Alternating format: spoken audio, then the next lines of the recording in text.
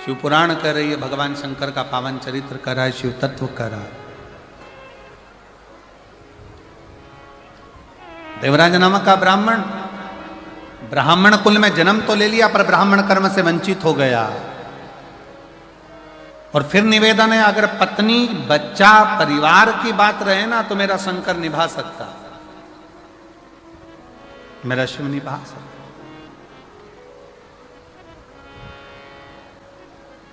भगवान साथ कब छोड़ता है? बहुत ध्यान लगाकर सुनिएगा जरा, कि परमात्मा साथ कब छोड़ता है? जब व्यक्ति गलत राह पर चल देगा, गलत मार्ग पर चल देगा।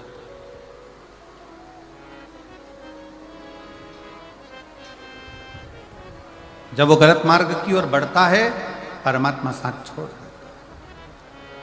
देवराज नामक का ब्राह्मण जब तक अपने पत्नी के लिए कमाया, शिव ने साथ दिया।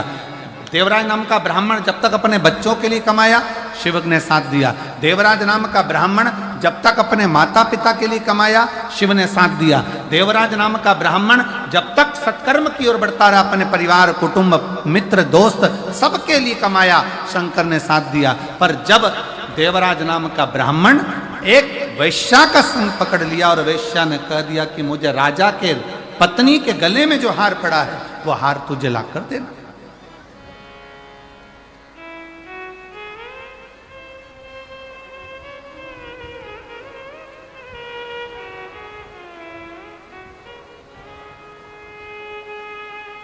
एक गलत स्त्री का संग। और हमने पहले भी कथा में कहा है, ध्यान लगाकर सुनिएंगे तो स्मरण में रहेगा, पराया धन और पराई स्त्री, पराया धन और पराई स्त्री एक दिन व्यक्ति को बर्बाद कर देती।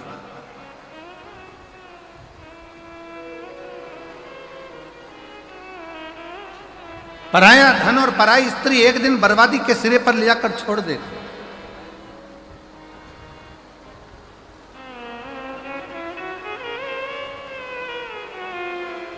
थोड़ा स्मरण में रखे, आपको स्मरण में रहिए। करोड़ों का किसी का धन पड़ा हो ना, किसी का वैभव पड़ा हो, करोड़ों की दौलत पड़ी हो ना, वो किसी काम की नहीं है। अगर आपकी है तो आप स्वीकार करिए।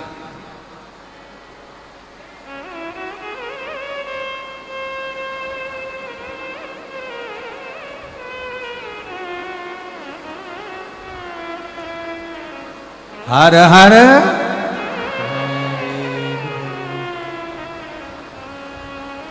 पराया धन और पराई स्त्री अगर स्पर्श मात्र भी हो जाए तो व्यक्ति को बर्बाद कर।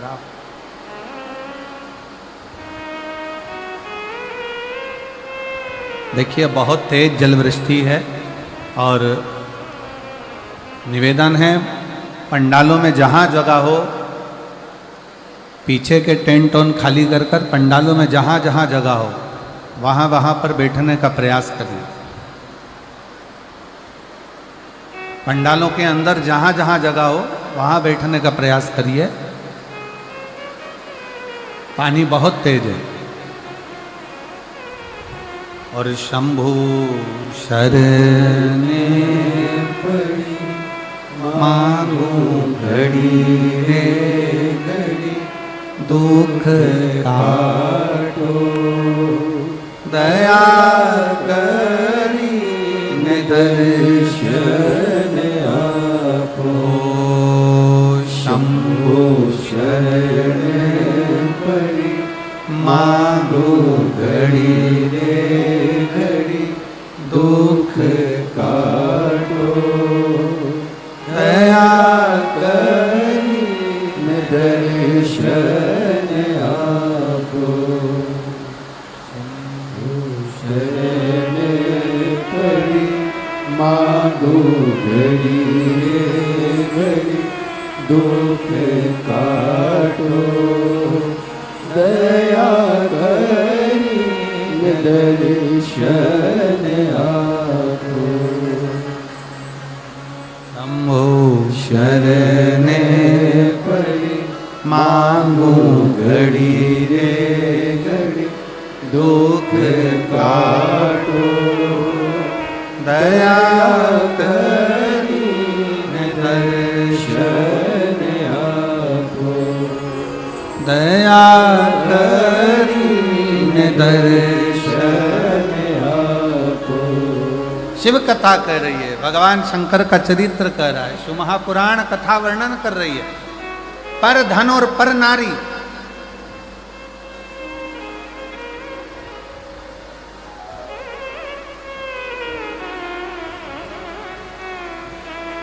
पर धन पर स्त्री का जब संग पड़ गया तो व्यक्ति बर्बाद हो गया, व्यक्ति नष्ट हो गया।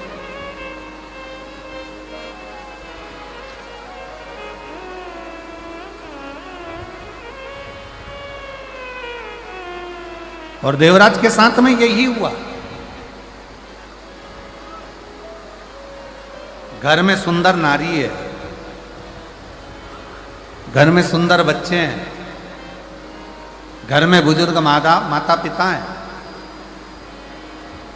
पूरा घर अच्छे से चल रहा था, कोई चीज की जरूरत देवराज को नहीं पड़ती। पर जब एक वैश्या का संग देवराज को हो गया, उसकी सुंदरता देखकर, उसका चेहरा देखकर, उसकी सुंदरता का गुणगान करते हुए देवराज उस वैश्या का संग जब पकड़ लिया,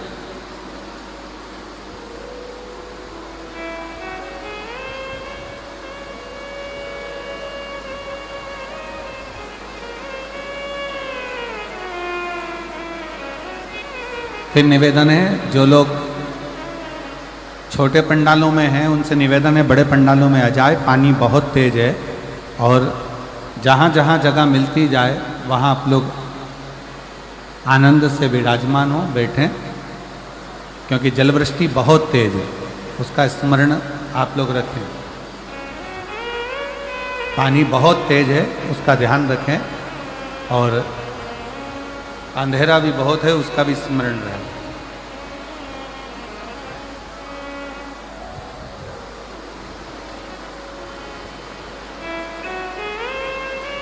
घर में सुंदर नारी है, घर में सुंदर स्त्री है, घर में सुंदर बच्चे हैं, विद्वान बच्चे हैं, घर में बुजुर्ग माता पिता है, पर देवराज नाम का ब्राह्मण एक गलत स्त्री के चक्कर में, गलत नारी के चक्कर में पड़ गया।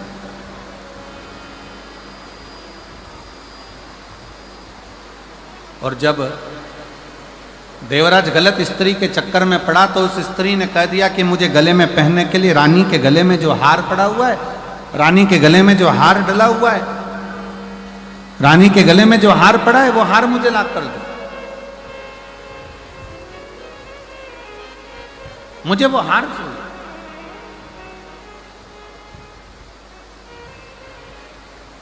सुना देवराज,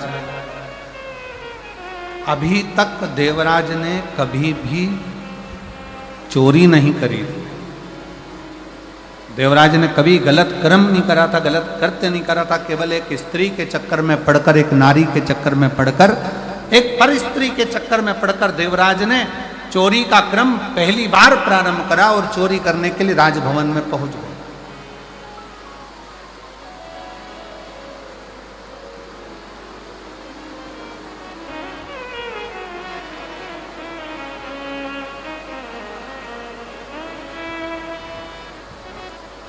कल हम जब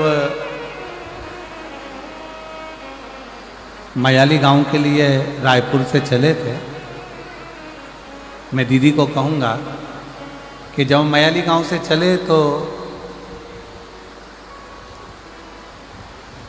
वहाँ रायपुर में पहुँचने से पहले हमने सूचना करी कि हम जब मयाली पहुँचे तो बाबा को, मदेश्वर नाथ जी को थोड़ा गंगा जल चढ़ाना है।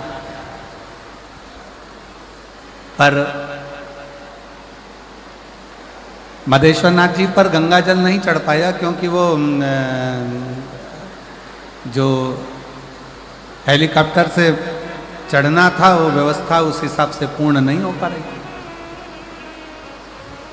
अब हमारे साथ में माननीय स्वास्थ्य मंत्री जी थे दीदी, तो वो स्वास्थ्य मंत्री जी बोले गुरुजी गंगा जल तो साथ में है पर शंकर जी को चढ़ नहीं पा रहा। तो हमने उनसे कहा कि अब बाबा को गंगा जल कल कथा के समय पर ही चढ़ जाए।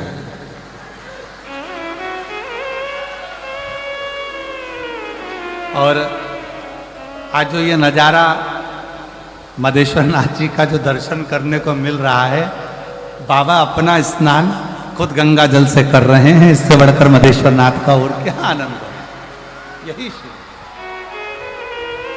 दोनों हाथ उठाकर एक बार प्रेम से हर हर महादेव। और वो गंगा जल का जो घड़ा है दीदी, वो घड़ा आज भी हम जहाँ ठहरे हुए हैं नांदेकर जी के यहाँ, ऐसा कुछ नाम है उनका, उनका ठहरे तो वहां गंगा जल का घड़ा आज भी रखा हुआ है। अभी आगे शिव शिव है।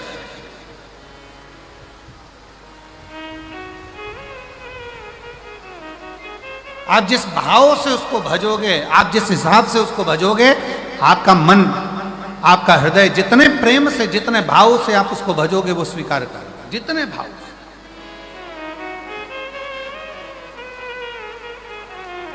एक स्त्री का संग क्या पकड़ा उस देवराज नामक के ब्राह्मण ने, गलत संगत में पड़ गया, चोरी करने में लग गया, गलत विचारों में आ गया, गलत दृष्टि में आ गया, गलत कार्य में जाने लगा। और हुआ क्या,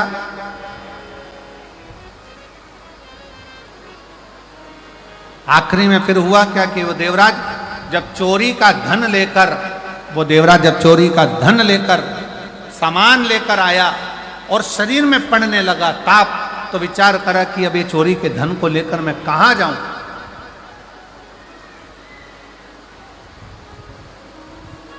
किस जगह पर मैं जाना था, वेश्या के घर, चोरी का धन लेकर पहुंच गया भगवान शंकर के शिवालय में, शंकर के मंदिर।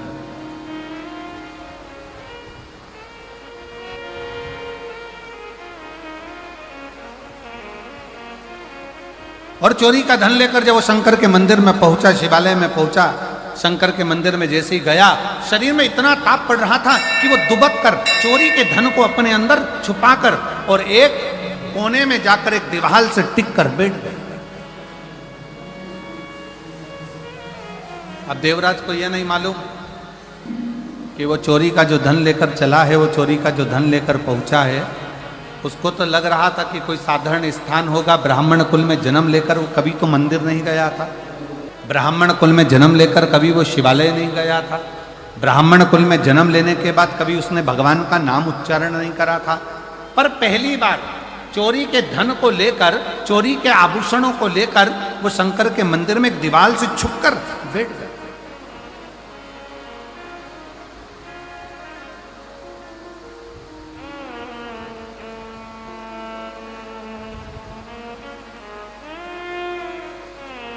और वहीं शिव मंदिर में भगवान शंकर की उस पवित्र धरा पर, उस शिवालय में कोई एक ब्राह्मण, कोई एक संत, कोई एक साधु, कोई एक सन्यासी, कोई तपस्वी, कोई साधक, कोई उपासक शिव महापुराण की कथा का वाचन कर रहा था और बीच बीच में दोनों हाथ उठाकर कह रहा था हर हर महादेव। और जैसे ही वो हर हर महादेव कहता, देवराज को बड़ा चिढ़ छूटता, बड़ा गुस्सा आता कि मेरे शरीर में ताप पड़ रहा है, मुझे बुखार आ रहा है, मेरा शरीर गर्म हो रहा है, मुझे ठंड लग रही है, और ये बार बार चिल्ला रहा है हर हर महादेव।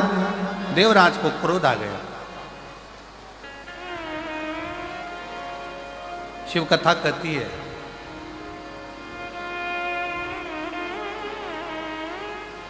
कहीं अगर मिल जाए शरणागति भगवान शंकर की तो उसको स्वीकार कर। कौरव और पांडव दोनों की सेना तैयार है, युद्ध के मैदान में खड़ी है, दोनों की सेना।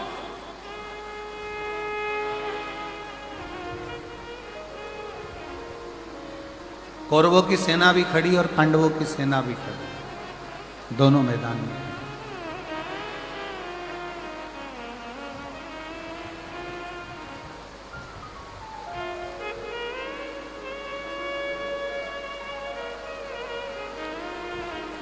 कौरवों की सेना भी मैदान में है, पांडवों की सेना भी मैदान में।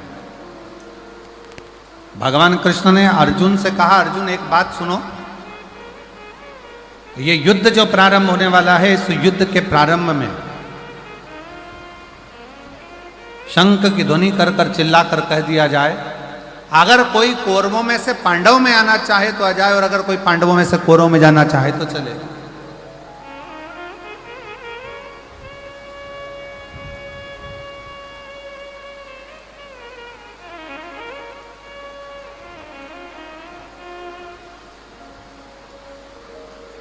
मान लो यदि कोई कौरवों में से पांडवों में आना चाहे तो वो आ सकता,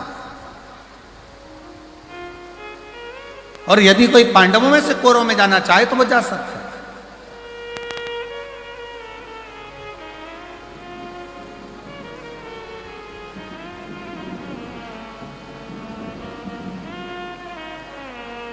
अर्जुन ने शंख का नाद करा, शंख की ध्वनि करी, और शंख का नाद कर कर अर्जुन ने चिल्ला कर कह दिया, यदि कोई कौरवों में से पांडवों में आना चाहे तो वो आए, और यदि कोई पांडवों में से कौरवों में जाना चाहे तो वो जाए। पर पांडवों में से एक भी कौरव में नहीं गए।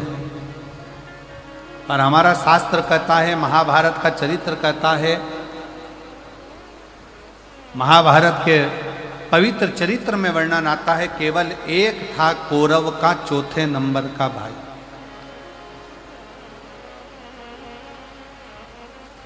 जिसका नाम था विकर्ण।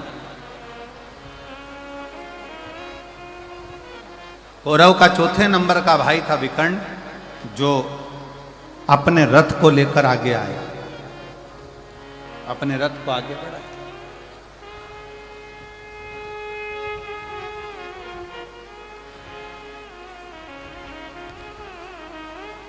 और विकर्ण ने जैसे ही रथ आगे लिया, कौरव ने आवाज लगाकर कहा, कौरव चिल्लाकर कहे, दुर्योधन ने कहा कि विकर्ण तू मेरा भाई है, चौथे नंबर का मेरा भाई है, मेरा सगा भाई है, और तू पांडवों के साथ में जा रहा है।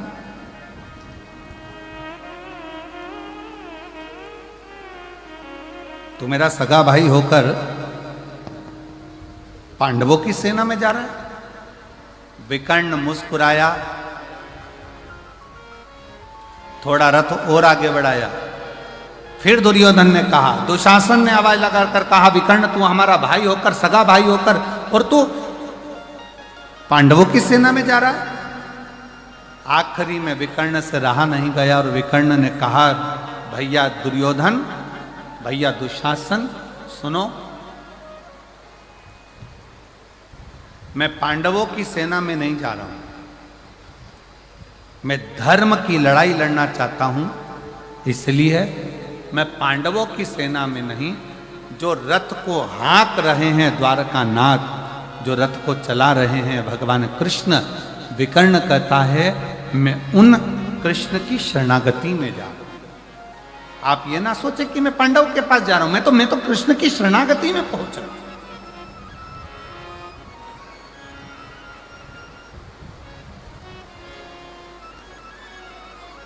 और जितने यहां पर बैठकर कथा को श्रवण कर रहे हैं माधेश्वर नाथ जी के पवित्र चरणों में, आप इतना स्मरण जरूर रखना कि ये कथा आप कहां बैठकर सुन रहे हो, आप किस भूमि पर बैठकर सुन रहे हो। मधेश्वर बाबा के चरणों में बैठकर इस प्राकृतिक शिवलिंग के एक आनंदमय स्वरूप में, जिसको कोई बनाया नहीं है, मंदिरों में जो शिवलिंग होता है उसका निर्माण कोई ना कोई करता है, पर आज आप लोगों को प्रसन्नता होना चाहिए कि जिस शिवलिंग के चरणों में बैठकर आप कथा सुन रहे हो, इसको किसी ने गढ़ा नहीं है, इसको किसी ने बनाया नहीं है, ये स्वयं प्रकृति का दिया हुआ वो भगवान शंकर का आनंदमय स्वरूप है, जिसके चरणों में बैठकर आप और हम इस कथा का लाभ ले रहे हैं।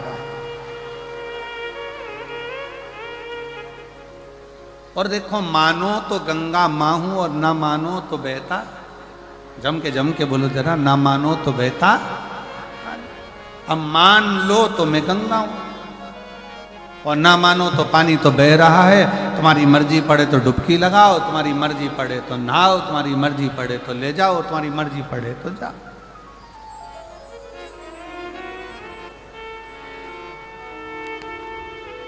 अभी आपके और हमारे ऊपर निर्भर करता है हम क्या माने, कैसे माने और किस भाव से उसको माने।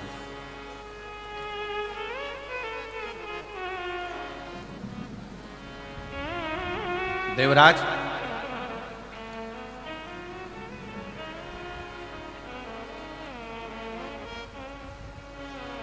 संत ने फिर आवाज लगा, जैसे भी कर्ण अपने रथ को आगे लेकर आ गया और दुर्योधन कहता रहा कि तू मेरा सगा भाई है, तू मेरा अपना है, और तू पांडवों की सेना में जा रहा है, पांडवों की ओर जा रहा है। कहा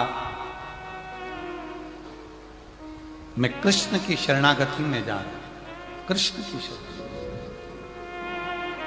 और यदि अगर तुमसे कोई पूछे आप लोग यहां कथा सुनने के लिए आए हैं, तो कोई तुमसे कहे कथा सुनने कहां जा रही है, क्यों जा रही है, तो कह देना कथा सुनने के लिए मैं कहीं दूसरी जगह नहीं जा रही, जहां पर मेरे शंकर भगवान स्वयं विराजमान है, कंकर शंकर के रूप में मेरे शिव विराजमान है, ऐसे मधेश्वर नाथ के चरणों में उनके घर कथा श्रवण करने के लिए, उनके बोल बम का नारा है, मैं उनके चरणों में कथा श्रवण करने के लिए, मैं कहीं और नहीं।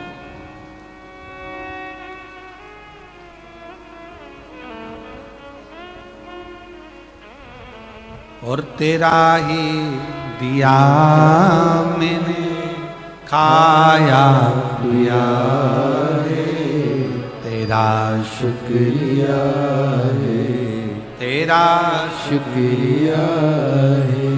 जब हम हृदय से बाबा के चरणों में बैठकर एक बार दिल से बाबा से प्रार्थना करते हैं तो बाबा स्वीकार करता है। एक पत्र है बड़ा सुंदर, देखिए।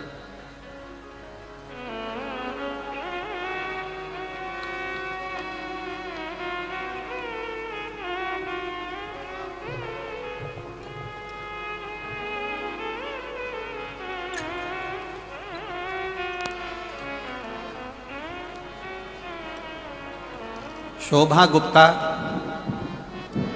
निवासी बंदचुआ, जिला जशपुर, छत्तीसगढ़ की निवासी हूँ। कहीं बैठी हो तो हाथ हिला सकती हैं, आप कहीं हैं, आ जाओ आ जाओ, एक बेलपत्र ले जाना, आ जाइए।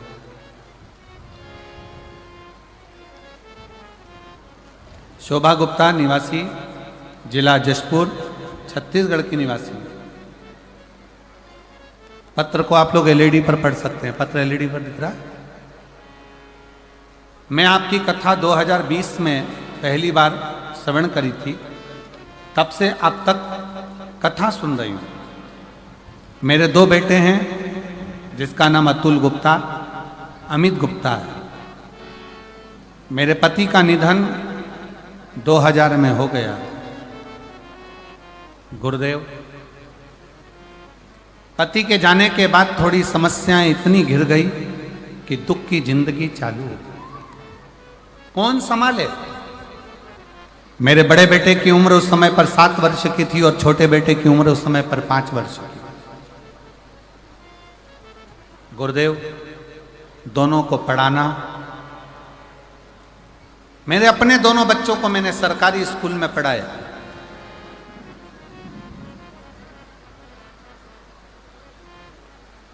मैं दीदी आपको धन्यवाद देता हूं।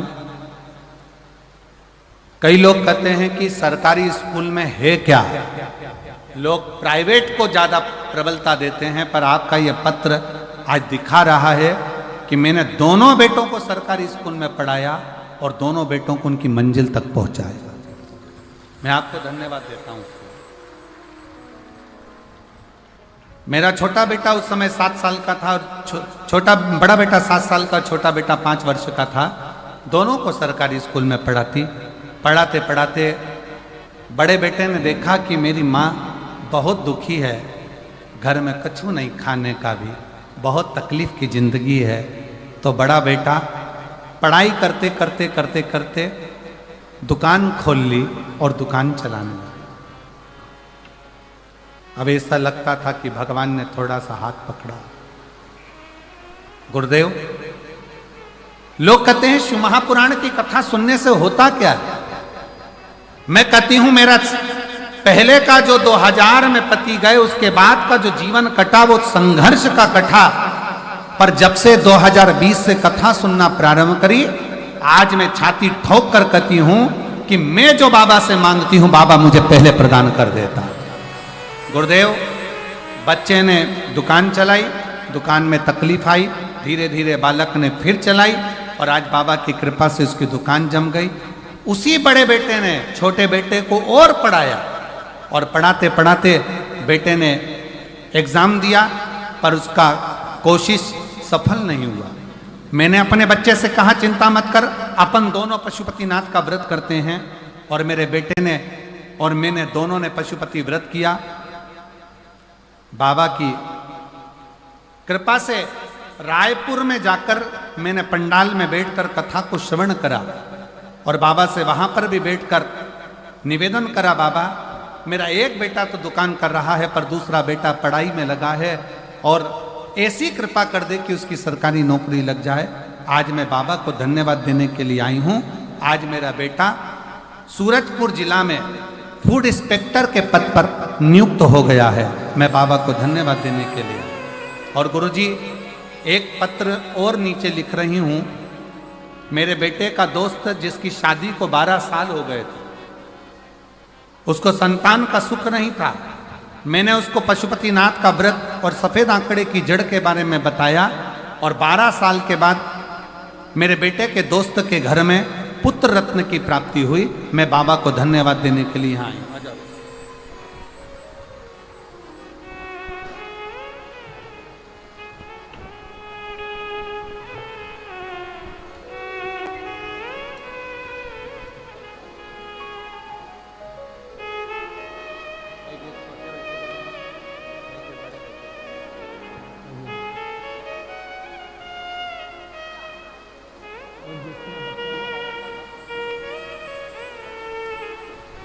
और तेरा ही लिया मैंने खाया पिया है, तेरा शुक्रिया है, तेरा शुक्रिया है। मुझे भोले बाबा ने बहुत दे दिया है, तेरा शुक्रिया है, तेरा शुक्रिया है। आपका मेहनत, आपकी लगन, आपका परिश्रम, जिस दिन आपने विचार कर लिया कि मैं पढ़ाई कर रहा हूं और उच्चता में एक आनंद के साथ एक लक्ष्य बनाकर कर रहा हूं, तो दुनिया में किसी की सामर्थ्यता नहीं कि आपको पीछे हटा। आप अपने लक्ष्य में आगे बढ़ोगे। हमने पहले भी कथा में कहा, आज फिर कहते हैं, माता के गर्भ से भी अगर किसी का जन्म हुआ है ना, तो हंसते हुए नहीं हुआ, हंसते हुए नहीं हुआ। माता के गर्भ से भी अगर किसी का जन्म हुआ है तो वो रोते हुए हुआ है। और स्वयं रामचरितमानस में तुलसी बाबा ने लिख दिया, माता कौशल्या जी राम जी का जब दर्शन करती हैं तो उसी समय पर कहती हैं, माता पुनि बोली सोमति डोली तजऊ ताते हरूपा की जय शिशुलीला अति प्रियशीला यह सुख परम अनुपा। सुनी वचन सुजाना रोदन ठाना। इस संसार सागर में जन्म लिया है तो शिव महापुराण की कथा कहती है, रामचरितमानस कहती है कि संसार में जन्म लेने के बाद थोड़ा ना थोड़ा दुख तो आपकी जिंदगी में आएगा ही, थोड़ा ना थोड़ा दुख अपनी जिंदगी में आएगा ही। पर शिव पुराण की कथा एक बात और कहती है, अगर आपका लगन, आपकी मेहनत, आपकी कार्यशीलता और आपके कर्म की प्रबलता है तो दुनिया में कोई हरा नहीं सकता। आप आगे बढ़कर ही रहोगे और सफलता आपके पास में आएगी। बढ़ो।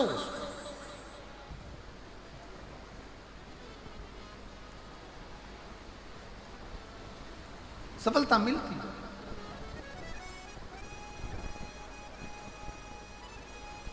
और मेरे भोले तेरा सहारा है, मेरे भोले तेरा सहारा है, मेरी नैया का तू किनारा है, मेरी नैया का तू किनारा। थोड़ा सावधानी से कथा का रसतत्व ग्रहण करिएगा। बहुत दूर दूर से आप लोग आए हैं। जहाँ जगह मिले वहाँ बैठकर कथा को सुनो।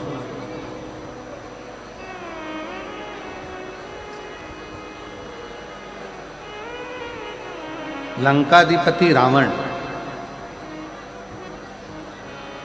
अपने विमान पर बैठकर भ्रमण के लिए निकला।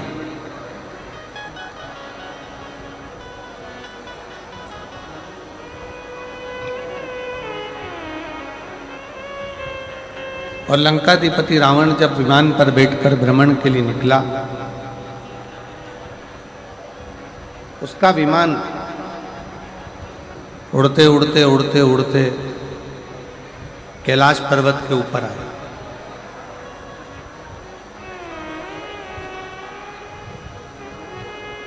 और विमान जब उड़ते उड़ते कैलाश पर्वत की ओर आया तो कैलाश पर्वत के ऊपर विमान रावण का नहीं जाता।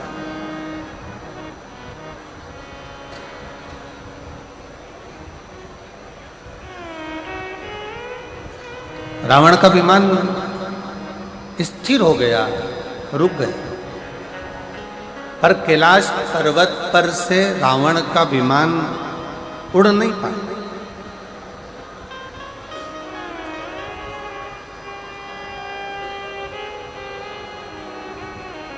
और जब रावण का विमान कैलाश पर्वत पर से उड़ नहीं सका, कैलाश पर्वत पे से ऊपर से जा नहीं सका, तो रावण को बड़ा क्रोध आया।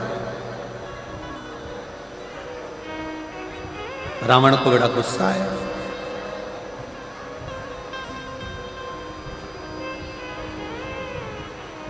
क्रोध आने का कारण क्या था? शिव महापुराण की कथा कहती है कि व्यक्ति को क्रोध 3 कारणों से आता है।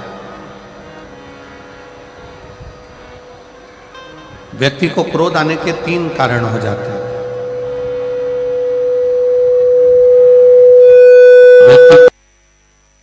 बढ़ जाते हैं 3 कारणों से क्रोध व्यक्ति का बढ़ जाता है। 3 कारणों से व्यक्ति का क्रोध आ जाता है। पहले नंबर पर जब व्यक्ति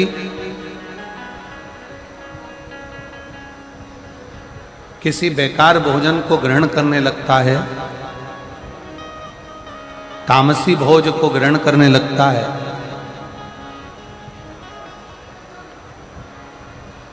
जिस भोजन को मनुष्य को नहीं करना चाहिए, मानव को नहीं करना चाहिए, जिस भोजन को मनुष्य को नहीं करना चाहिए, मानव को नहीं करना चाहिए, जो केवल जानवरों के लिए है, पशुओं के लिए है,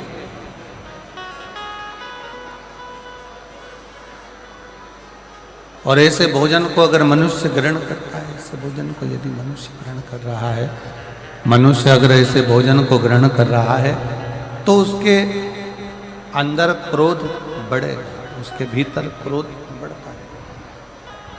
साउंड सेट कर दो भाई। उसके अंदर भोजन करने पर, तामसी भोज ग्रहण करने पर, बेकार भोजन ग्रहण करने पर उसके अंदर क्रोध की मात्रा बढ़ती चली जाए, क्रोध उसके अंतर्गत बढ़े।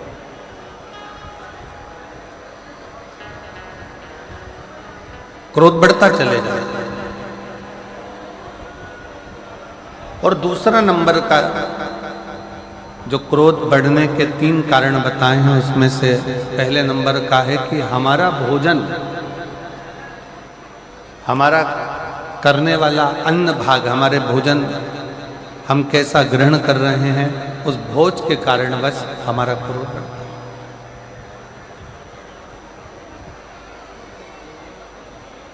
क्रोध बढ़ने का दूसरे नंबर का कारण है हमारे भीतर का अहंकार।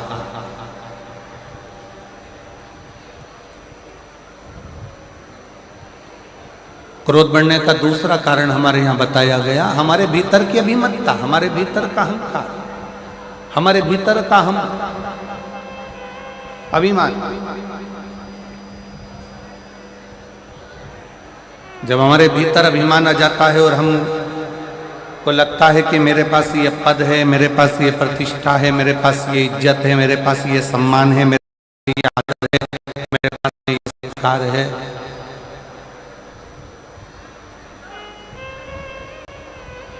और मेरे पास में ये पद प्रतिष्ठा सम्मान इज्जत है, और इसके बाद मेरी अगर बात पूर्ण नहीं हो रही है तो मुझे क्रोध आएगा।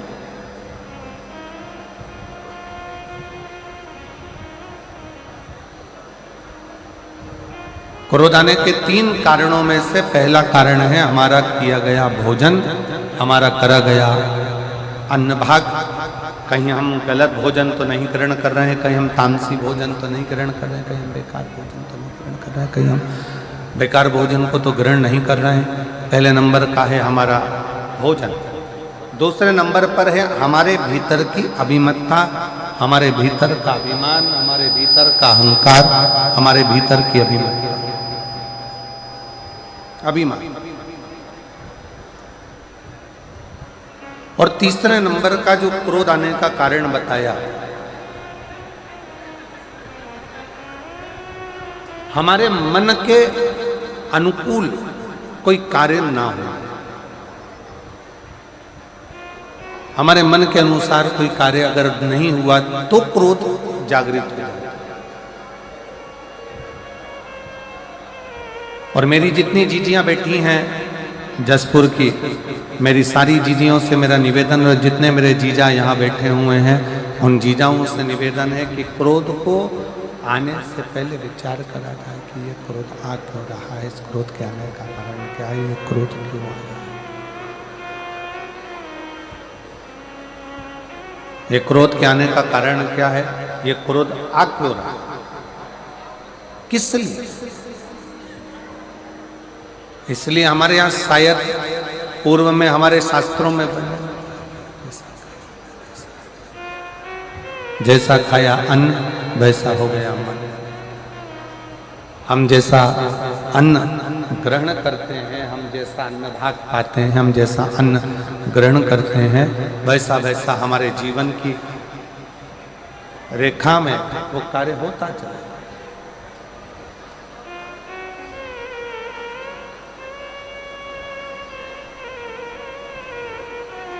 शिव कथा कह रही है लंकाधिपति रावण को भी क्रोध आया।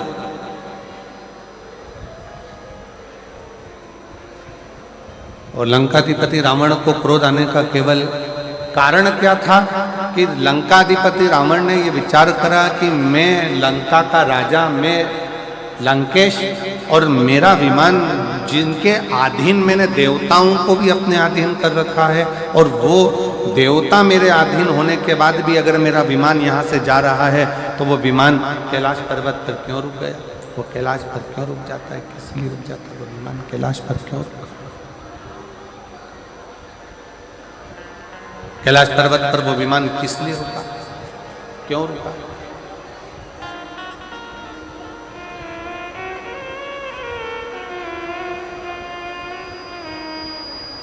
लंका के राजा रावण के भीतर ये थोड़ा सा अभिमान, लंका के राजा रावण के अंदर ये थोड़ी सी अभिमतता, लंका के राजा रावण के अंदर ये थोड़ा सा अभिमान बहुत क्रोध को उत्पन्न कर दिया, बहुत।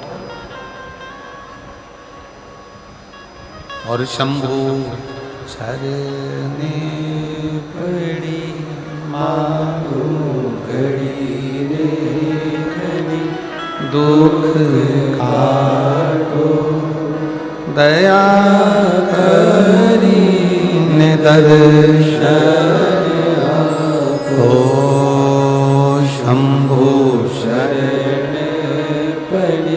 मांगो घड़ी रे घड़ी दुख काटो, दया करी ने दर्शन आपो। शिव कथा कर रही, भगवान शंकर का संवाद कर रहा है। शरण पड़ी मांगो घड़ी रे घड़ी दुख काटो, दया करी ने दर्शन आपो।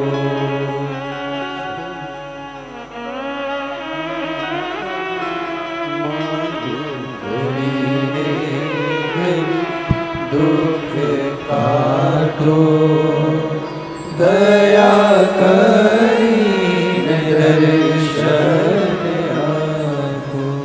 तो क्रोध आने के 3 कारण बताए गए। क्रोध के 3 कारण निश्चित किए गए।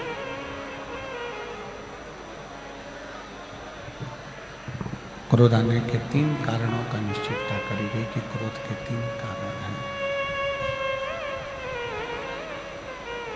पहला, हमारा किया गया भोजन। दूसरे नंबर पर हमारे भीतर की अभिमतता, हमारे भीतर का अहम।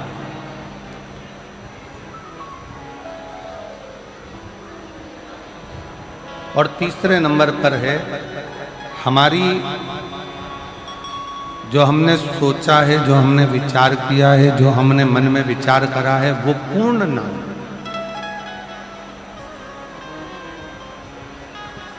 अच्छा, शिव महापुराण की कथा एक बात और अच्छे से कहती है कि किसी से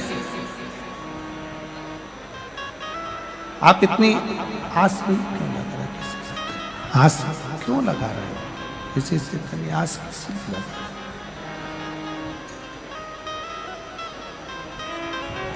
संसार के लोगों से यदि हम आस लगाकर बैठते हैं तो एक ना एक दिन हमारी वो आस टूटती जरूर है। एक ना एक दिन हमारी वो आस टूटती जरूर है।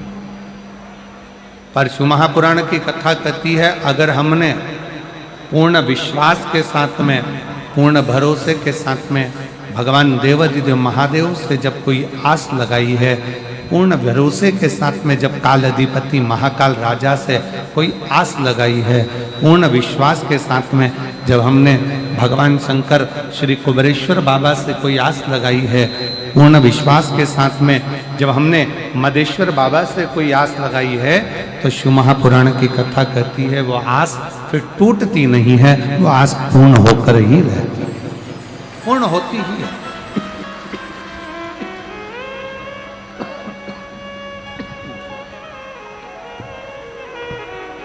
वो आस पूर्ण होकर ही रहती है, आस पूर्ण ही होती है।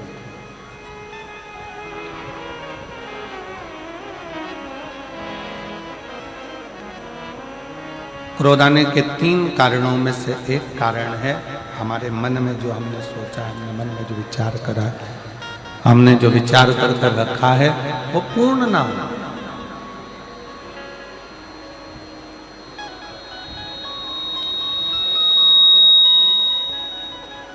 हमारी आस टूट जाना, ये क्रोध का ये तीसरे नंबर का जो कारण है ना, ये बड़ा विशेष है।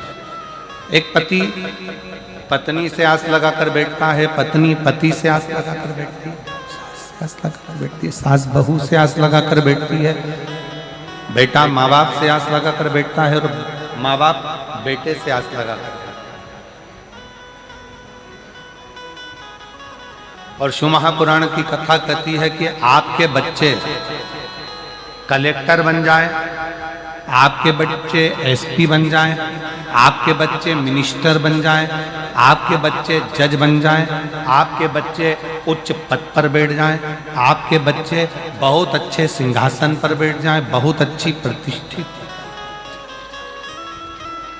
बहुत अच्छा पद प्रतिष्ठा उनके पास में आ जाए, और बहुत उच्च पद पर अगर आपके बच्चे बैठ जाएं, तो कभी भी माँ बाप को ये नहीं सोचना चाहिए कि मेरा बच्चा इतने ऊंचे पद पर बैठा है तो वो मुझे संभाले।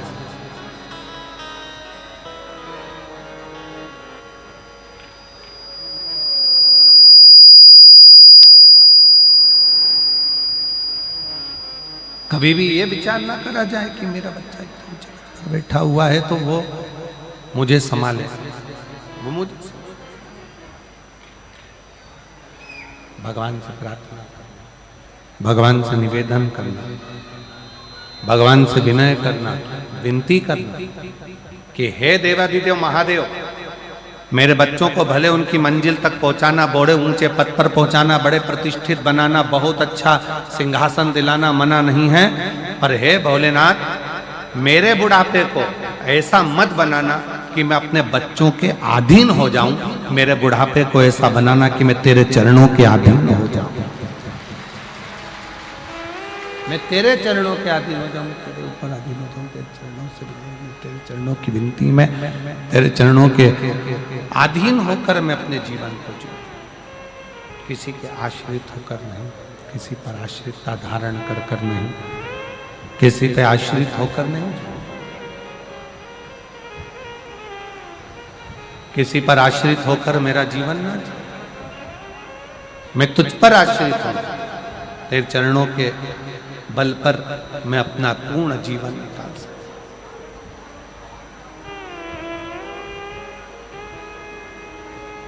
यदि हम संसार के लोगों से, परिवार के लोगों से, कुटुंब से, नातों में, रिश्तों में, परिवार में या किसी अपनों से आस जोड़कर चलेंगे तो एक ना एक दिन वो आस टूट जरूर जाए, वो टूट जाए। पर शिव महापुराण की कथा कहती है जब हमने आस उस देवाधिदेव महादेव से लगा ली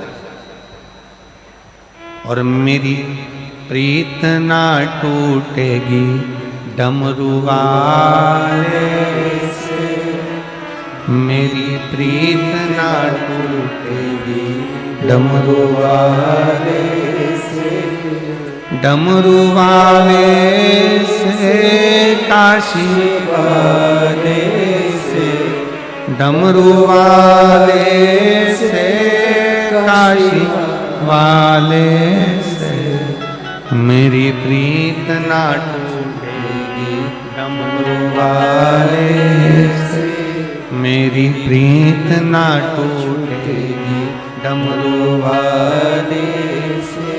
कोई रोक के बताए, कोई रोक के बताए, कोई रोक के बताए, कोई रोक के बताए, अभी पाला नहीं पड़ा है काशी वाले से, अभी पाला नहीं पड़ा है डमरू वाले से, मेरी प्रीत ना टूटेगी डमरू वाले से, मेरी प्रीत ना टूटेगी काशी वाले से, काशी वाले से, भोले भाले से, काशी वाले से, भोले भाले से, मेरी प्रीत ना टूटेगी काशी वाले से, मेरी प्रीत ना टूटेगी वाले से। आस अगर परमात्मा से लगी है तो वो टूटने वाली नहीं है। दुनिया की आस टूट जाएगी पर परमात्मा की आस नहीं टूटेगी।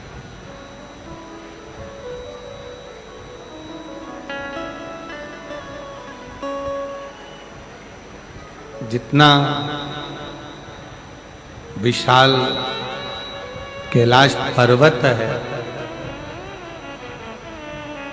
दुनिया की दृष्टि में लगता है कि यह कैलाश पर्वत है। शिव महापुराण की कथा प्रेरणा देती है, भगवान शंकर की कथा प्रेरणा देती है, बताती है भगवान शिव की कथा। जितना विशाल कैलाश पर्वत है, शिव महापुराण की कथा कहती है उतना विशाल मेरे देव अधिदेव महादेव का दिल भी है। जो कैलाश की शरण में आता है वो शंकर के हृदय में आकर निवास करता चले जाता है, शिव के हृदय।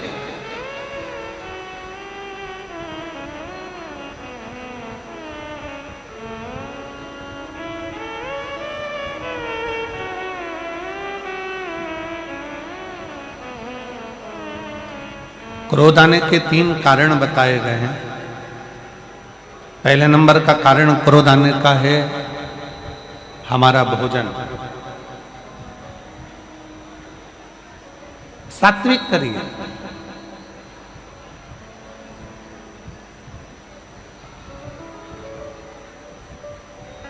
अच्छा भोजन ग्रहण करिए,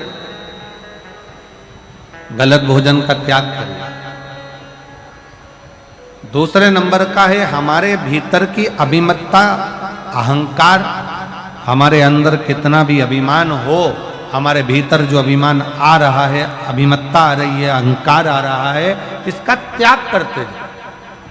अगर अभिमान हमारे भीतर आता चले गया, अहंकार हमारे भीतर आता चले गया, तो ये अभिमान हमें क्रोध की उत्पत्ति करा देगा, क्रोध को प्रकट करा देगा, क्रोध की उत्पत्ति करा देगा। खींच खींच के बोलना पड़ रहा है, थोड़ा सा उसको सुधारो, माइक को बहुत खींचना पड़ रहा है, तब आवाज निकल रही है उसमें।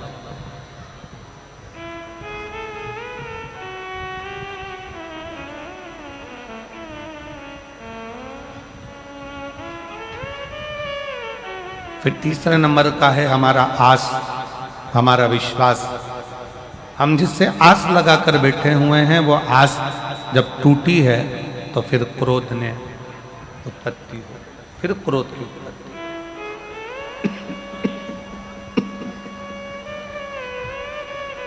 क्रोध बढ़ गया। रावण को अभिमान के कारण गुस्सा आ गया, अभिमत्ता के कारण क्रोध आ गया। और कैलाश पर्वत पे से रावण जा रहा था, रावण के जाते जाते विमान रुक गया और विमान आगे नहीं गया, रुका। रावण को क्रोध आया, बहुत गुस्सा आया, बहुत क्रोध आया रावण को, बहुत।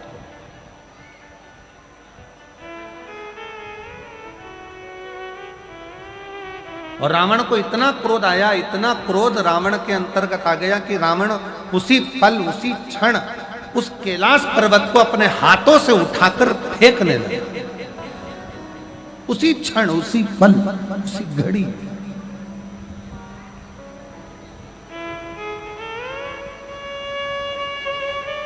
और जैसा रावण को क्रोध आया ना, अभिमत्ता के कारण, अहंकार के कारण, वैसा ही क्रोध आपको भी आता है।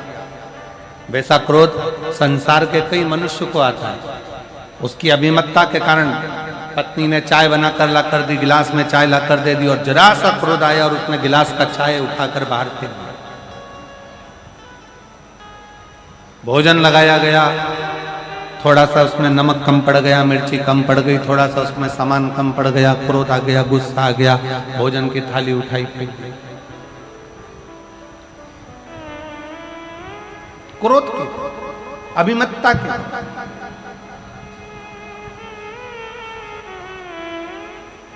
शायद भारत के संतों ने,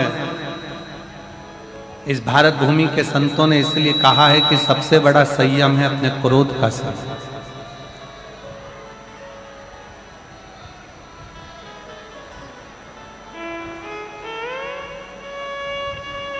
सबसे बड़ा संयम है अपने क्रोध का संयम, क्रोध का संयम। रावण ने कैलाश पर्वत को उठाना चाहा, और कैलाश पर्वत जब उठने लगा, रावण हिला हिलाकर थक गया, पर कैलाश पर्वत रावण से हिलता तक नहीं है, उठता तक नहीं, उठ ही नहीं रहा, उठा ही नहीं। और रावण को लगा कि इस पर्वत को तो मैं फेंक सकता हूं, इस पर्वत को तुम उठाकर डाल दूंगा, इस पर्वत को तुम उठाकर फेंक दूंगा, इस पर्वत को तो मैं उठाऊंगा और फेंक दूंगा। पर रावण उस पर्वत को हिला नहीं सका, उठा नहीं सका, उठा नहीं।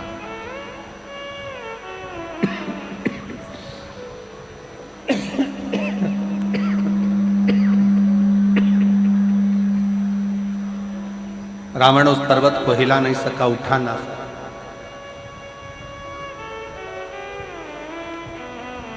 पास में नंदी बैठे हुए थे, नजदीक में नंदी बैठे, और नंदी ने देखा कि रावण बहुत देर से लगा हुआ है, पर इससे पर्वत उठ नहीं रहा। ये पर्वत इससे हिला नहीं है, ये पर्वत इससे उठा नहीं है। तब नंदी ने रावण को अपने पास में बुलाया और रावण को बुलाकर नंदी ने कहा, इस पर्वत को हिलाने की जरूरत नहीं है और पर्वत को उठाने की जरूरत नहीं है।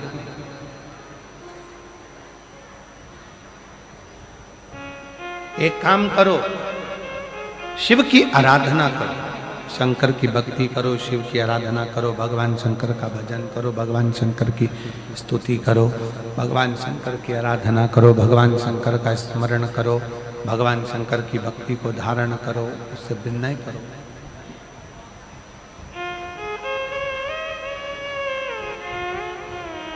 जैसे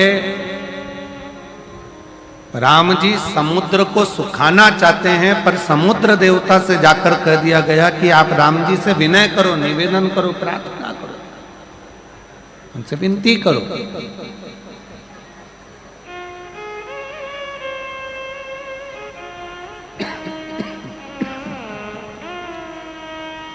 उनसे विनय करो, उनसे निवेदन करो, उनसे प्रार्थना करो।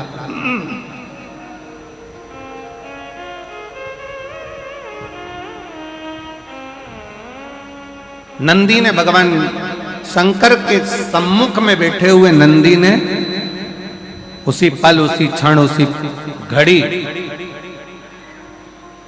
लंकापति रावण को बुलाकर कहा कि अगर ये शिवलिंग नहीं हिल रहा है, ये भगवान शंकर का कैलाश पर्वत अगर तुमसे नहीं उठ रहा है, अगर ये कैलाश हिल भी नहीं रहा और ये कैलाश पर्वत अगर तुमसे हिल भी नहीं रहा, उठ भी नहीं रहा, तो एक काम करो, तुम शंकर की स्तुति करना प्रारंभ करो। शिव की स्तुति करिए, शंकर की प्रार्थना करिए, शंकर से विनय करिए, शिव से निवेदन करिए।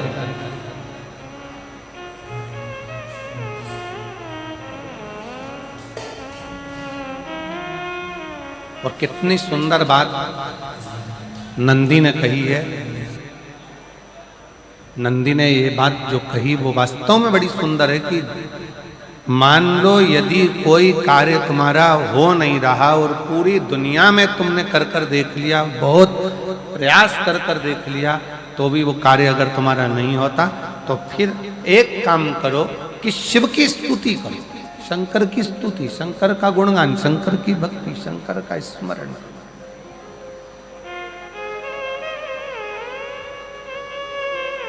फिर शिव की स्तुति करिए, शंकर से विनय करिए, शंकर से निवेदन करिए, शंकर का गुणगान करिए।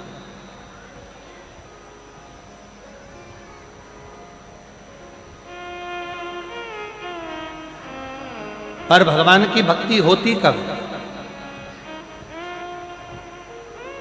जितने आस्था चैनल पर कथा सुन रहे हैं, जितने फेसबुक यूट्यूब पर कथा सुन रहे हैं, जितने पंडाल में बैठकर शिव भक्त कथा को रसपान कर रहे हैं, उनसे निवेदन करूंगा कि शंकर की भक्ति होती कब है, शंकर का स्मरण कब होता है, शंकर की भक्ति कब होती है, शंकर की कथा सुनने में मन कब लग सकता है, जब अपने भीतर की अभिमत्ता, अपने भीतर का अहम, अपने भीतर का अहंकार, अपने भीतर की आसक्ति, अपने भीतर का काम, अपने भीतर की तृष्णा जब दूर हो जाए, तो समझो कि आप शिव में मन लगा बैठे। कितने सारे लोग बैठे हैं यहाँ पर कथा में, सब पंडालों के अंदर लोग शिव भक्त बैठे हुए हैं। कई लोग ऐसे भी होंगे जिनका आकर बैठ तो गए पर दिल नहीं लगता,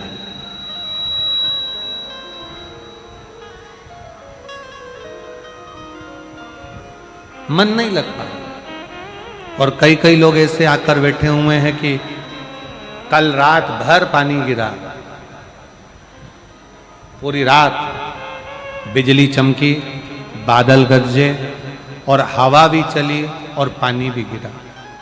पंडाल के अंदर कई मेरी माताएं, कई मेरी जीजियां उस पानी में भी, उस हवा में भी, उस बारिश में भी पूरी रात पन्नी बिछाकर, उस पे अपनी दरी बिछाकर पूरी रात बस केवल कथा के लिए पड़ी रहीं, सोती रहीं और बाबा का भजन करती रहीं पूरी रात।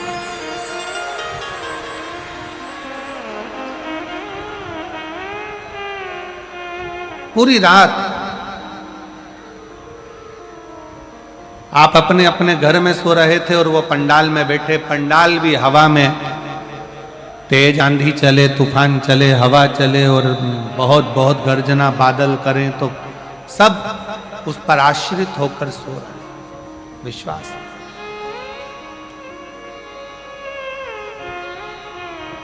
और ना जाने कहां कहां से आए हैं और दिल लगाकर बैठे हुए हैं कि बस भगवान की कथा सुनना है, बाबा से विनय करना है, बाबा से विनती करना है, निवेदन करना है और उस कथा को अपने दिल में उतारना। कथा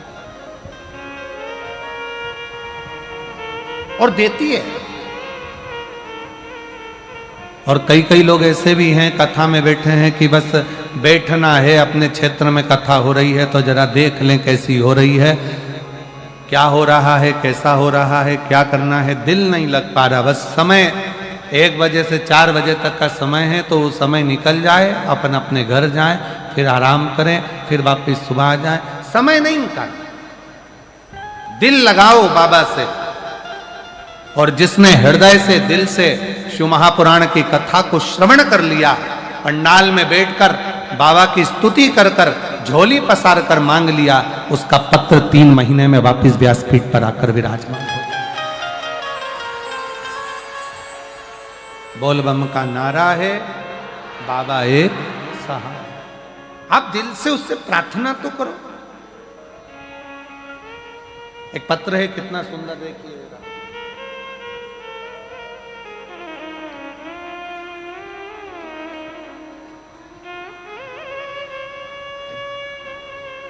मेरा नाम मुन्नी देवी, पति,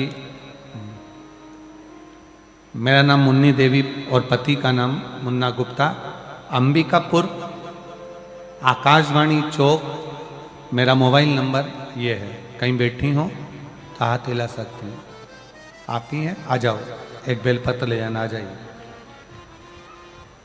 मेरा नाम मुन्नी देवी है, पति का नाम मुन्ना गुप्ता है, अंबिकापुर, आकाशवाणी चौक, आकाशवाणी चौक, मोबाइल नंबर ये है। 1 लोटे जल का मैं क्या महत्व बताऊं गुरुदेव। 2020 में मैंने अपना बच्चादानी का ऑपरेशन कराया था। पत्र एलईडी पर आ रहा होगा, आप लोग पढ़ सकते हैं। 2020 में अपना बच्चादानी का ऑपरेशन कराया। फिर मैंने 2024 में मैंने अपने बड़े बेटे की शादी करने के बाद 2 दिन बाद मेरे पेट फूलना चालू हो गया। फिर हम डॉक्टर के पास गए तो डॉक्टर ने बताया कि पेट में पानी भर गया। फिर पानी निकालने के लिए बाद में डॉक्टर ने पानी निकलने के बाद जांच करी। फिर उसकी रिपोर्ट 1 हफ्ते के बाद आई और रिपोर्ट में मालूम पड़ा कि मुझे 3rd स्टेज का कैंसर हो गया। 3rd स्टेज का कैंसर हो गया। फिर मेरा पूरा परिवार अस्त व्यस्त हो गया। गुरुजी, मेरे परिवार में अकेली मैं और मेरे 3 बेटे हैं। एक बेटा सब्जी बेचता है, दूसरा बेटा चना बेचता है। एक बेटा सब्जी बेचता है, दूसरा बेटा चना बेचता है और तीसरा बेटा पढ़ाई कर रहा है। आर्थिक स्थिति पहले से ही खराब थी और अचानक से ये बीमारी डॉक्टर ने मुझे ऑपरेशन का बोल दिया। फिर मेरा इलाज चालू हो गया। रायपुर के एम्स के अंतर्गत हॉस्पिटल में मेरा इलाज चलता है। मेरी ननंद ने मुझे बताया कि टीवी पर आस्था चैनल पर वो सियोर वाला महाराज कथा करता है। 1 बजे से 4 बजे तक कथा आती है, शिव महापुराण की कथा सुनाकर। शंकर को 1 लोटा जल चढ़ाने का मेरी बहन ने मेरे को बताया और हमने शंकर की कथा श्रवण करना प्रारंभ करी। गुरुदेव, मेरा एक ऑपरेशन हो गया और ऑपरेशन होने के बाद डॉक्टर ने कहा कि कैंसर पूरे शरीर में फैल चुका है तो बचने के चांस नहीं। अब करे तो करे क्या, किससे कहें। तब रायपुर में आपकी कथा चल रही थी। और रायपुर में कथा चल रही। एक ऑपरेशन करने के बाद मैं रायपुर की कथा के पंडाल में जाकर बैठ गई। एक दिन की कथा सुनी और वहीं पर मैंने बाबा से विनय करा, बाबा लोग कहते हैं कि तू पंडाल में बैठकर जो मांगा जाता है वो तू देता है। बस बाबा से विनय कर कर 9:15 वाला जो उपाय है वो करना प्रारंभ करा। पशुपतिनाथ का व्रत करना प्रारंभ करा। शिवजी पर 1 लोटा जल चढ़ाना प्रारंभ करा और कुंदकेश्वर महादेव का नाम लेकर, आपने कहा था डॉक्टर जितनी दवाई दे सब खा। आपने कहा डॉक्टर जांच का बोले जांच कराओ। आपने बोला डॉक्टर जो जांच का बोले वो जांच कराओ, दवाई दे वो दवाई खाओ। मैंने डॉक्टर की दी हुई दवाई कुंदकेश्वर महादेव का नाम लेकर, कुंदकेश्वर बाबा का नाम लेकर खाना प्रारंभ करी और श्री शिवाय नमस्तुभ्यम का जाप करती रही। आज मैं बाबा को धन्यवाद देने के लिए आई हूँ। डॉक्टर ने मुझे केवल 3 महीने दिए थे। आज बाबा की कृपा से मैं जीवित हूँ और बाबा की कृपा से मेरा कैंसर समाप्त हुआ। आज शिव की कृपा से मेरा कैंसर समाप्त हुआ, मेरी रिपोर्टें नॉर्मल हुई और मैं बाबा को यहाँ प्रणाम करने के लिए आई। गुरुदेव, मैं डेली शिवालय जाती हूँ, शंकर के मंदिर को साफ करती हूँ, बेलपत्र चढ़ी हुई खाती हूँ और बाबा की वजह से मैं आज बाबा के उनकी कृपा से कैंसर की बीमारी से ठीक हो गई हूँ। ये शिव की कृपा है और ये उनकी उदारता। और तेरा ही दिया मैंने खाया पिया है, तेरा शुक्रिया रे, तेरा शुक्रिया रे। मुझे भोले बाबा ने बहुत दे दिया है, तेरा शुक्रिया रे, तेरा शुक्रिया। ये जायदाद दी है औलाद दी है, ये जायदाद दी है औलाद दी है। मुसीबत में हर वक्त इमदाद दी है, तेरा ही दिया। अंदर का प्रेशर खोलो। या पिया है, तेरा शुक्रिया है, तेरा शुक्रिया है। मुझे भोले बाबा ने बहुत दे दिया है, तेरा शुक्रिया है, तेरा शुक्रिया। ये शिव की उदारता है, ये शंकर की करुणा है, शंकर की उदारता है। उसकी कृपा के बिना कुछ नहीं मिल सकता, उसकी उदारता के बिना कुछ प्राप्त नहीं हो सकता। जब तक वो कृपा ना करे जब तक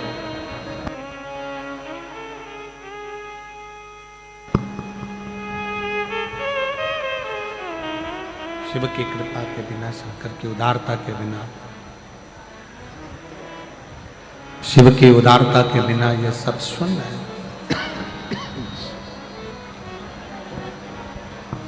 आप जिस भरोसे पर, जिस विश्वास के साथ,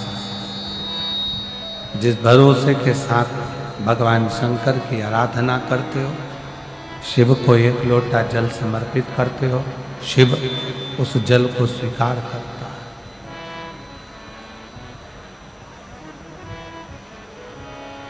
मेरा देवाधिदेव महादेव उस जल को स्वीकार करता है।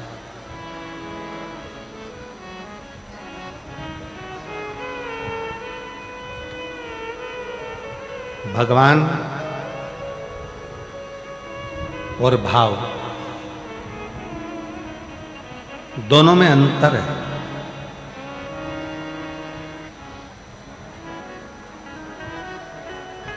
भगवान को पाने के लिए पूजा की जरूरत हो सकती है, पर शिव महापुराण की कथा कहती है कि भगवान को भजना है तो पूजन की जरूरत होगी, सामान की जरूरत हो। परशु महापुराण की कथा कहती है कि भगवान को प्राप्त करने के लिए पूजा की सामग्री की जरूरत नहीं, भगवान को प्राप्त करने के लिए केवल तुम्हारे निर्मल भाव की जरूरत है। आप जितना शुद्ध भाव, जितना हृदय से जितना शुद्ध भाव आप रखेंगे, भगवान वैसा प्राप्त होता चलेगा। केवल भाव की शुद्ध, भाव की निर्मल।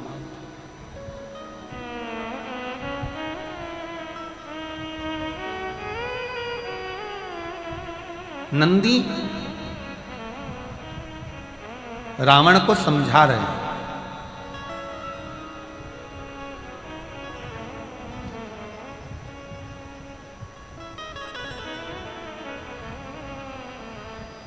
रावण, ये पर्वत उठाने की जिद मत कर, ये पर्वत तुझसे उठने वाला नहीं है, ये कैलाश पर्वत है, तुझसे नहीं उठेगा, तो इसको उठा नहीं पाएगा, तू उठा नहीं सकता, तेरे बस का है नहीं। एक काम कर, शिव की भक्ति करना प्रारंभ कर।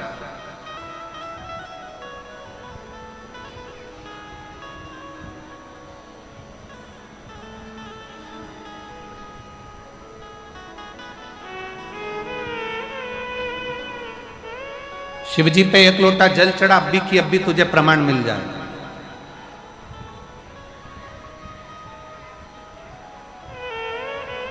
एक महिला बैठी हुई है जिसको डॉक्टर ने कह दिया था कि तुम्हें घुटने बदलना पड़ेंगे और तुम्हारे घुटने बेकार हो गए।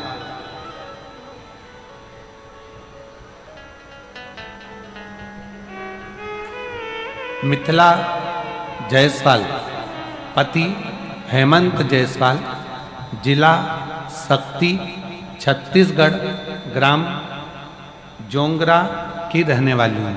कहीं बैठी हो तो हाथ हिला सकती हूँ। अगर कहीं बैठी आप ही हैं, ऐसा हाथ हिला दो। एक बार वापिस हाथ हिला। मेरा नाम मिथिला जायसवाल, पति हेमंत जायसवाल, जिला शक्ति, आ जाइए, आ जाओ। जिला शक्ति, छत्तीसगढ़, ग्राम जोंगरा की रहने वाली हूँ।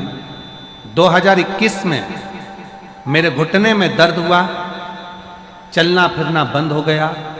डॉक्टर ने कहा कि ये घुटने तुम्हारे बेकार हो गए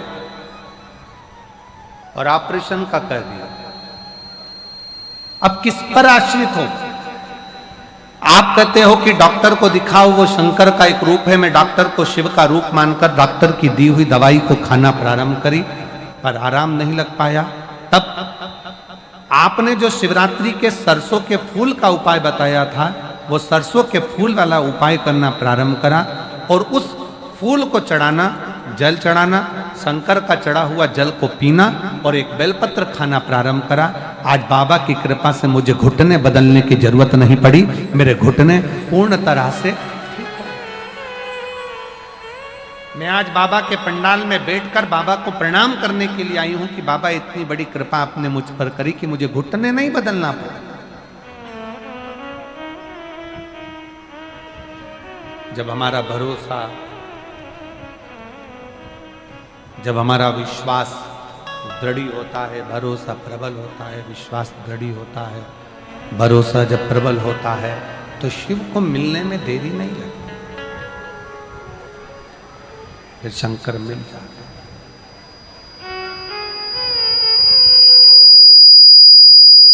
फिर शिव प्राप्त हो जाता है, शंकर मिल जाता है। आ जाओ।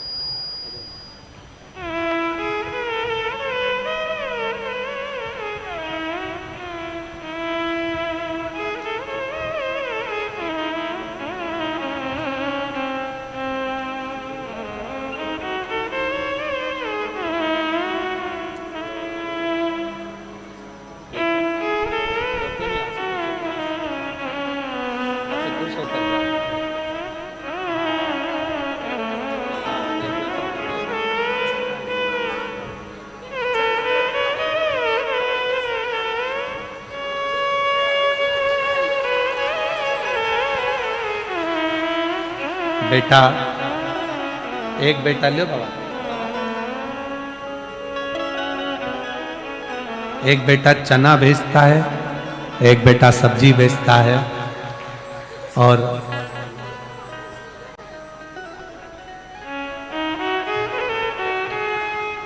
थर्ड स्टेज का कैंसर हो गया था।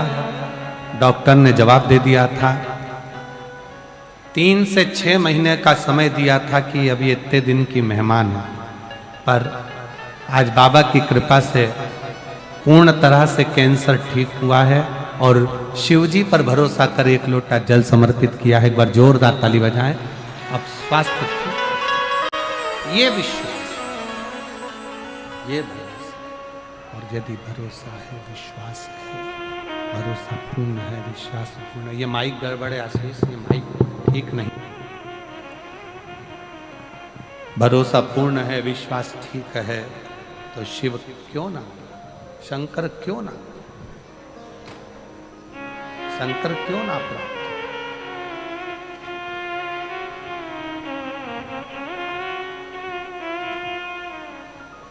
रावण से कहा,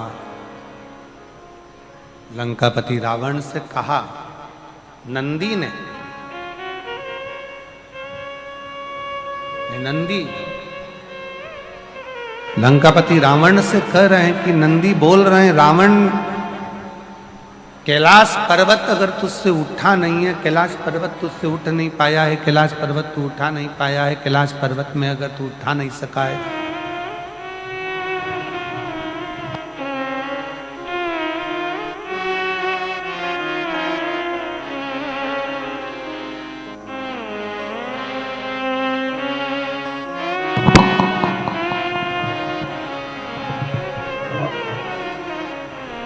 कैलाश पर्वत अगर तेरे से उठ नहीं पा रहा और तू अगर कैलाश पर्वत को उठा नहीं सका, तो उठा नहीं पा रहा, तो एक काम कर, अब शिव की आराधना कर, शंकर की भक्ति कर, शंकर का स्मरण कर।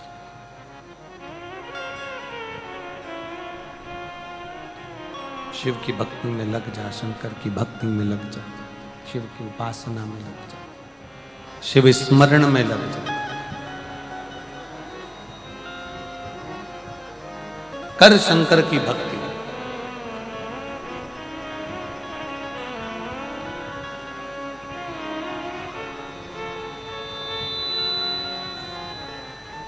रावण ने नंदी से पूछा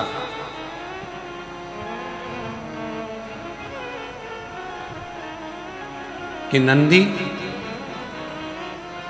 मेरे जैसे लंका के राजा रावण को तुम कह रहे हो कि शंकर की भक्ति में रमो, क्या तुम शिव की आराधना करते हो? क्या तुम शिव की आराधना करते हो?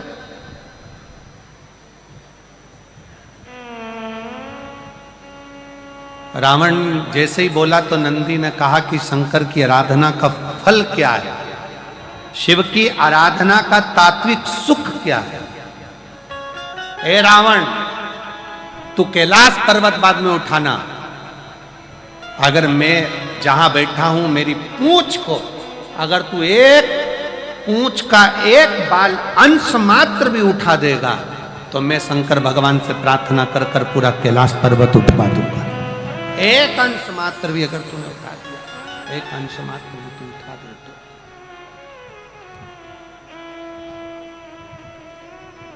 बहुत सावधानी से जरा स्मरण में लीजिएगा, कथा का चित्तवृत्ति में अपने जीवन में उतारिएगा। अपने जीवन में इस कथा के भाव को उतारना कि जो शंकर भगवान की भक्ति में डूबा रहता है, जो भगवान शंकर के स्मरण में डूबा रहता है, जो भगवान शंकर की अविरल भक्ति को धारण करता रहता है, उसका बाल बांका करना भी कठिन है। उसका बाल बांका करना भी कठिन।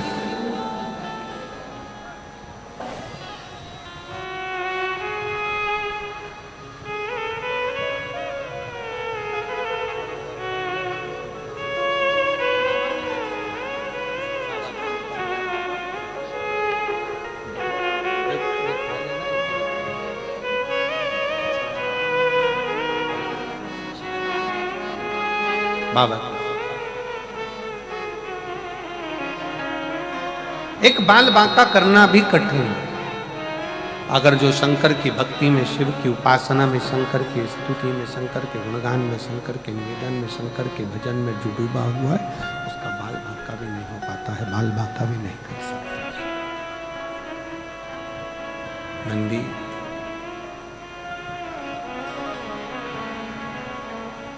बहुत सुंदर प्रसंग में रावण की कथा कर रही है, शिव पुराण कर रही है।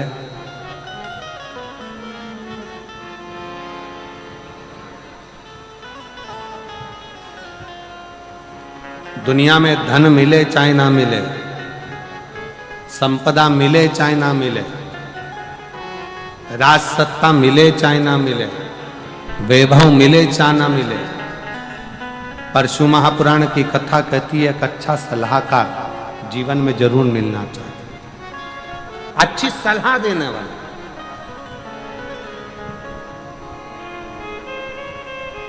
और रावण की लाइफ में, लंकापति रावण के पूरे जीवन में अच्छी सलाह देने वाला कोई नहीं मिला। केवल रावण को अपनी लाइफ में सलाह देने वाले केवल 3 मिले थे। एक मिली थी मंदोदरी, दूसरे नंबर पर मिले थे विभीषण, और तीसरे नंबर पर मिले थे रावण को सलाह देने के लिए श्री हनुमान जी महाराज, जिन्होंने सलाह दी रावण को कि रावण तो भगवान की भक्ति कर, भजन कर, स्मरण कर, उनकी शरणागति ग्रहण कर, उनके चरणों में जाकर निवास कर, उनके चरणों में पहुंचकर तो निवास कर। सलाह बहुत सारा वैभव मिले ना मिले, धन मिले ना मिले, संपदा मिले ना मिले, सत्ता मिले ना मिले, प्रतिष्ठा मिले ना मिले, पर अच्छा सलाहकार मिलना जरूरी है। आज के जमाने में लोग अच्छी सलाह नहीं दे पाते। जिस समय पर राम जी सेना लेकर आए, रावण के सामने युद्ध हो रहा था, रावण और राम का युद्ध प्रारंभ होना था, और मंदोदरी ने रावण को सलाह दी कि सीता जी को वापस लौटा दो और जाओ। रावण से कहा कि राम जी की शरणागति ग्रहण कर लो, सीता को वापस लौटाओ, राम जी की शरणागति ग्रहण करो, जाओ कि मेरी सलाह मान लो। रावण तुरंत अपनी सभा में जाकर बैठ गया, और जितने सभा में सलाह देने वाले बैठे थे, पूरी सभा सलाह देने वालों से भरी पड़ी थी। और रावण ने कहा कि राम और रावण का युद्ध होने वाला है, मुझे सलाह दो, करना क्या है, क्या करना है, सलाह दीजिए। तब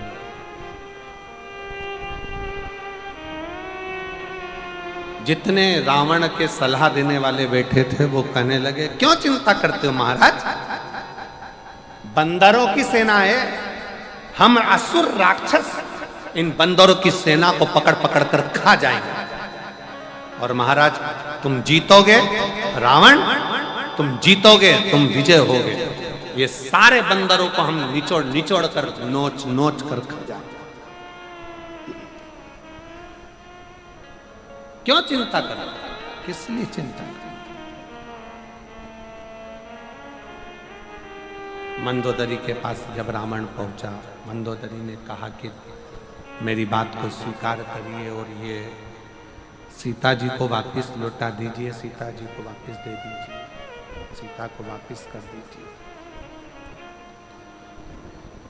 सीता जी को वापस दे दीजिए। रावण ने कहा, मंदोदरी मेरे सभा में जितने सलाह देने वाले बैठे थे उन सब ने मुझे सलाह दी है कि चिंता मत करो, ये बंदरों को तो हम नोच कर खा जाएंगे। मंदोदरी ने कहा कि तुम्हें सलाह देने वाले अच्छे नहीं मिले, हमेशा सलाह देने वाला ऐसा होना चाहिए कि जो विवाद को दूर करे, क्लेश को दूर करे, मन की अशांति को दूर करे, मन के विषयों को दूर करे, मन की आसक्ति को दूर करे और परमात्मा की आसक्ति को बढ़ा दे। सलाह देने वाला श्रेष्ठ हो।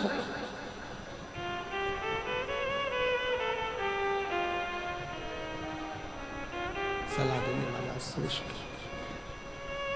और महाराज हो,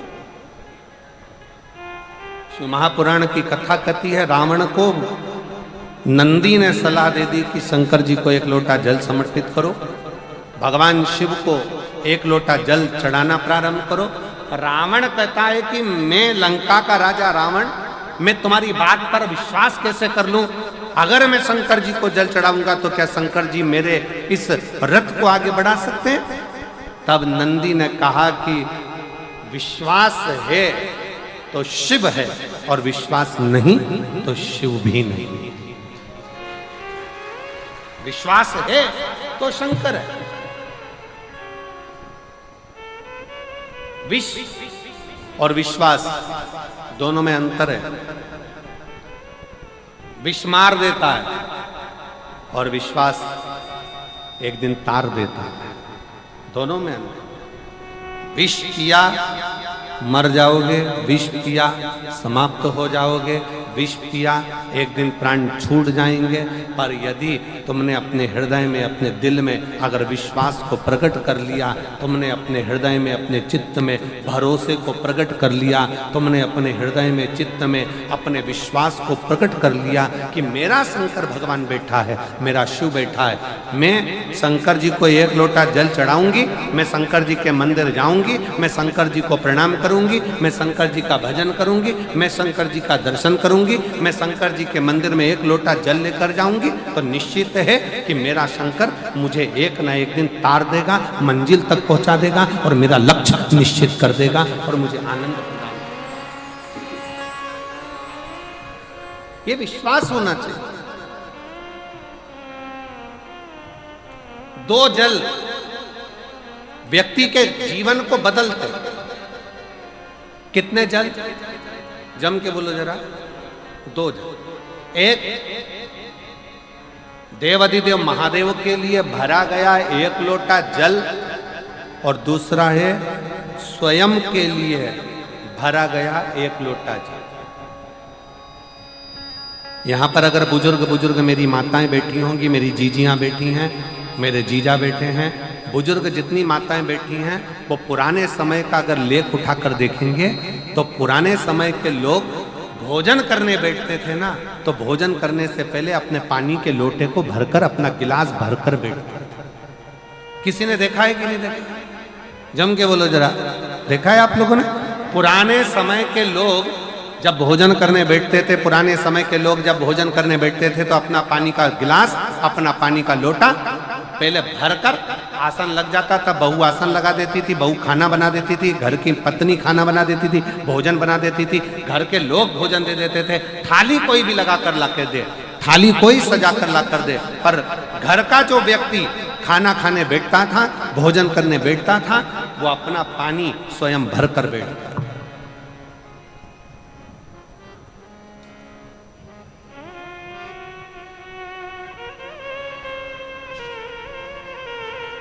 अब आज के जमाने में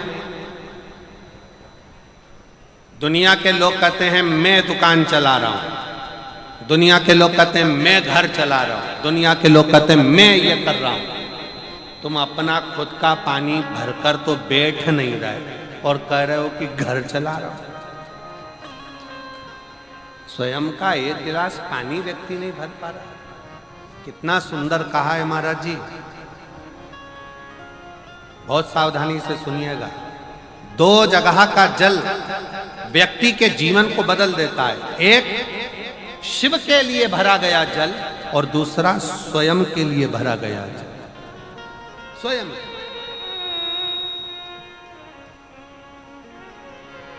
शंकर के मंदिर में जा रहे हो, एक लोटा जल अपने घर से भरकर लेकर चले जाओ और अपने घर में जब तुम भोजन करने बैठ रहे हो, जब तुम रोटी खाने बैठ रहे हो, भोजन करने बैठ रहे हो, भोजन ग्रहण करने बैठ रहे हो, जब तुम भोजन को ग्रहण करने के लिए बैठ रहे हो, तब अपने घर में जब तुम भोजन ग्रहण करने बैठ रहे हो तो एक लोटा जल या एक गिलास पानी भरकर बैठो।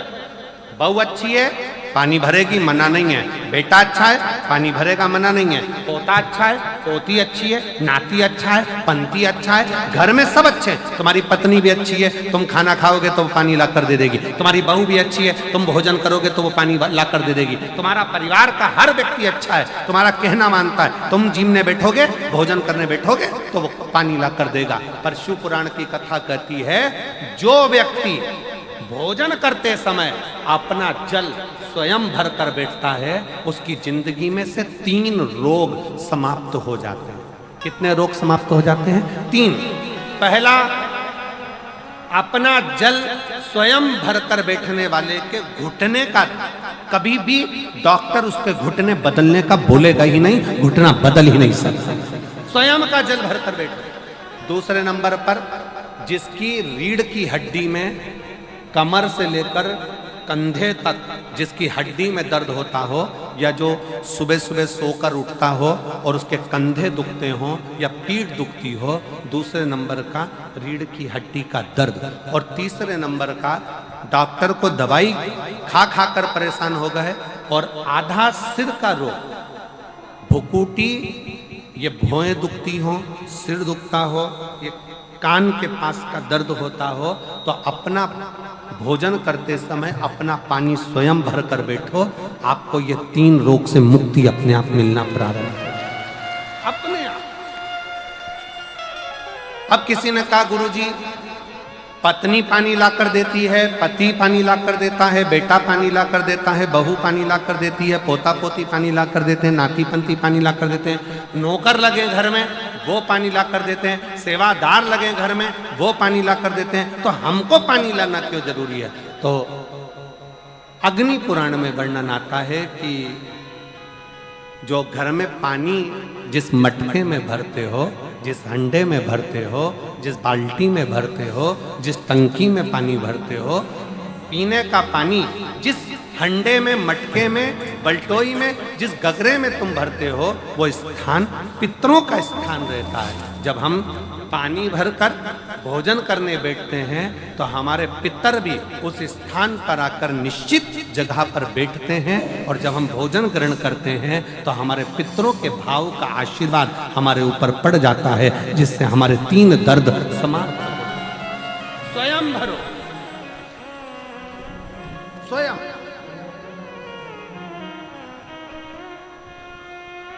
अब आज का जमाना इतना विचित्र है कि नौकर चाकर, परिवार, घर इतना बड़ा हो गया। आज के जमाने में कोई सोफे पे से उठना पसंद नहीं करता, वहीं से आवाज लगा देते हैं, ला मेरा भोजन लगा दे, रोटी लाओ। रोटी आई तो मालूम पड़ा पानी ला कर रखा बहू ने। वो बहू ला देगी, बहुत अच्छी है, बहू बेकार नहीं है, बहुत अच्छी है, बेटी बहुत अच्छी है, ला देगी पानी, भोजन भी लाएगी, पानी भी लाएगी, सब कुछ लाएगी। पर पहला फर्ज अपना है, जब तक शरीर चले, पांव चले, हाथ पैर चले, और तुम पलंग पर नहीं पड़े हो, तुम्हारा शरीर अगर चल रहा है, तो पहले रसोई घर में जाओ, लोटा भर, लोटा नहीं भर सकते तो गिलास भरो, गिलास नहीं भर सकते तो थोड़ा सा कटोरी में पानी भरो, पर अपने पीने के लिए थोड़ा सा जल स्वयं के लिए लेकर आओ। वो जल इतना कारगर होगा कि तुम्हें रोग से निवारण करता चले जाएगा, रोग समाप्त करता चलेगा। अच्छा चलो तो चलो, आप लोगों ने देखा कि नहीं देखा हमको नहीं मालूम छत्तीसगढ़ का, पर पहले का हमारे यहाँ पर ऐसा नियम था कि पहले शादी में भी, अब आपके यहाँ का तो हमको नहीं मालूम, पुराने समय में शादियों में भी भोजन परोसा जाता था, पर पानी का गिलास लोग अपने घर से लेकर जाते थे। इधर साइड में होता था क्या पहले के समय में अपना पानी का गिलास लोग, जो गांव में रहते थे, गांव में पंगत होती थी, गांव में जब भोजन होता था, गांव में जब नुक्ता होता था, गांव में जब भोजन होता था, तो अपना पानी का गिलास साथ में ले जाते थे, और पानी रखकर, भले गिलास खाली लेकर जाते, कुएं से भरले, बावड़ी से भरले, पर वो पानी को रखकर फिर भोजन ग्रहण करते। तो 2 जल, एक शंकर के लिए भरा गया जल और दूसरा स्वयं के लिए भरा गया जल, ये हमारे जीवन का सुख प्रदान करता है, हमारे जीवन का आनंद प्रदान करता है, हमारे जीवन को आनंदित करता है। 2 जल,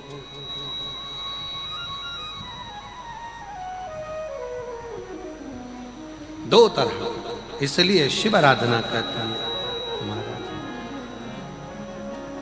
देवा महादेवा, ओ देवा महादेवा, सारी उम्र करूं तेरी सेवा, भोले जी मेरी राज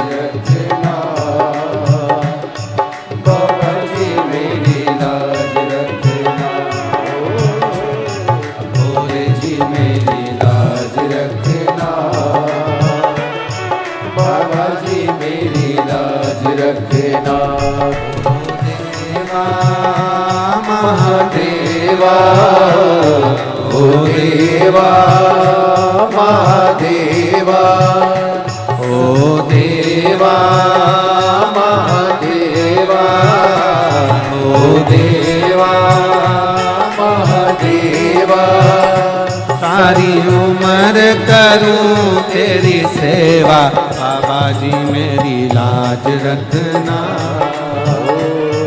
भोले जी मेरी लाज रखना, बाबा जी मेरी लाज रखना,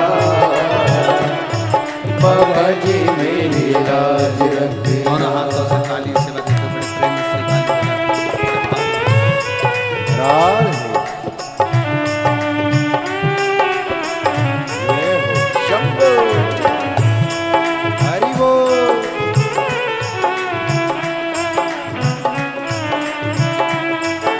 राधे राधे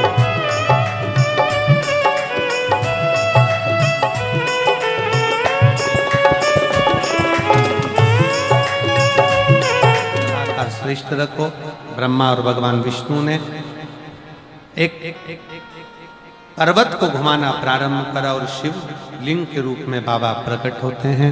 भगवान अर्धनारीश्वर स्वरूप धारण कर कर भगवान सृष्टि संतुलन का निश्चितता देते हैं। एक बार अर्धनारीश्वर भगवान के लिए जोरदार ताली बजाएंगे सुंदर भाव से। हर हर